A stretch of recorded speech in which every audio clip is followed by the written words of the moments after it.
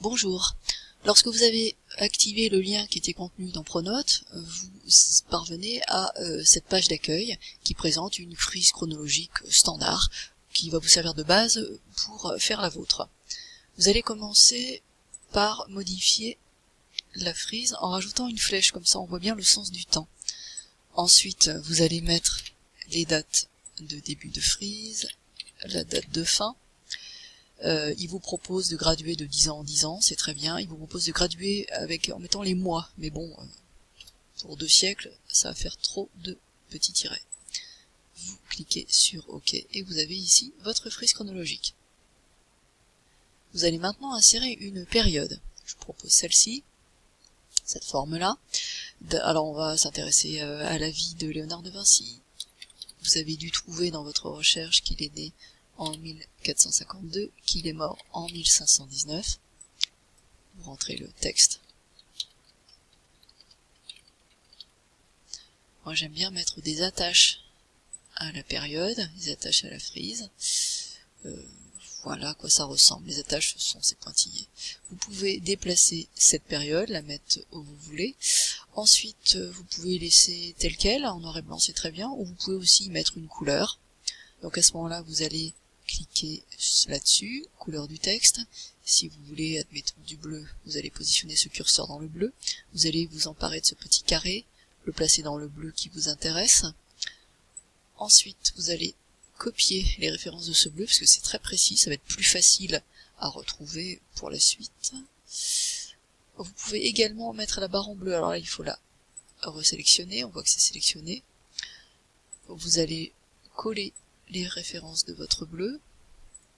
Voilà, là vous cliquez sur la frise, toc, c'est bon. Ensuite vous allez rentrer une date précise. C'est ici, créer un événement. Je vous propose celui-là.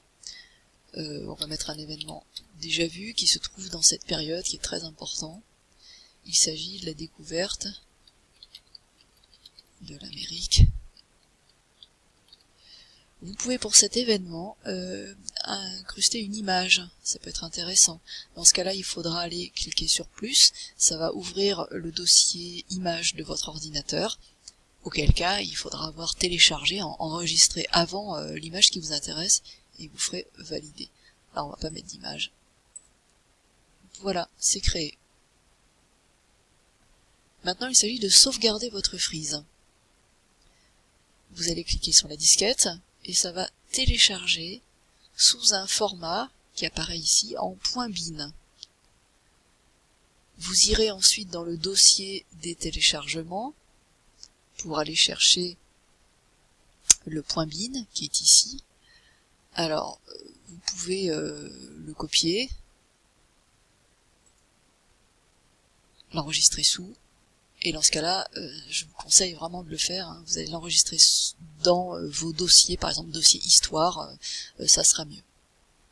Si vous avez besoin de modifier votre frise chronologique, il va falloir impérativement le faire à l'intérieur de frisechrono.fr. Donc vous réouvrez frisechrono.fr, vous retombez sur cette page d'accueil, et là vous allez ici, dans ce dossier, cliquer dessus, ouvrir un fichier, et vous accéderez, vous suivrez le chemin pour retrouver votre frise chronologique que vous pourrez donc réouvrir et à nouveau modifier et à nouveau sauvegarder, etc., etc.